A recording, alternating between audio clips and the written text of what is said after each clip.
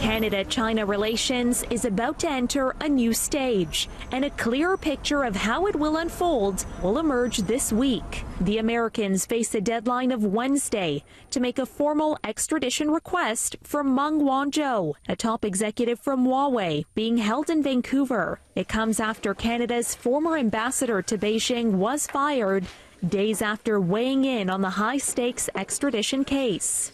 The Prime Minister's office said yesterday Ambassador John McCallum was told to hand in his resignation on Friday night.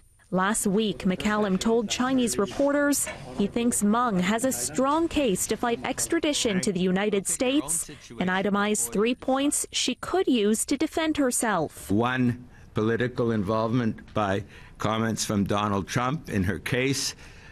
2, there's an extraterritorial aspect to her case.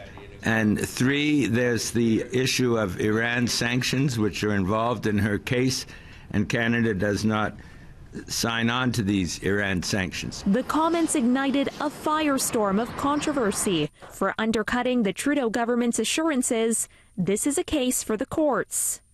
McCallum apologized for those remarks, and the Prime Minister appeared to sidestep questions about it. Do you agree that she does have a strong case?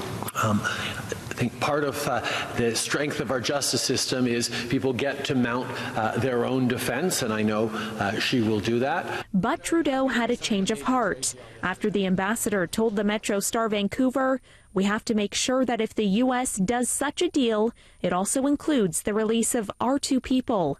And the U.S. is highly aware of that." Parliament returns tomorrow, and Trudeau will likely be in the hot seat over his China policy and whether McCallum was speaking for the government. His resignation comes all too late for Conservative leader Andrew Scheer, who says Trudeau allowed more damage to be done. Last month, Huawei's CFO and daughter of its billionaire founder was arrested in Canada at the request of American authorities in the middle of a bitter trade war between the world's 2 largest superpowers.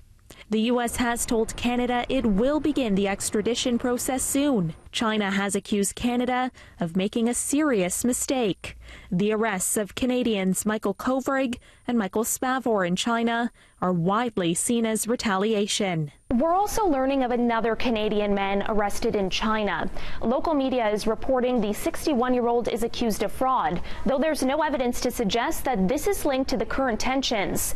Now back to that Wednesday deadline that the U.S. is facing. It will coincide with the next round of U.S.-China trade talks. So whether President Donald Trump actually intervenes in Meng's case as part of a broader trade deal with China will all depend on what happens in Washington this week.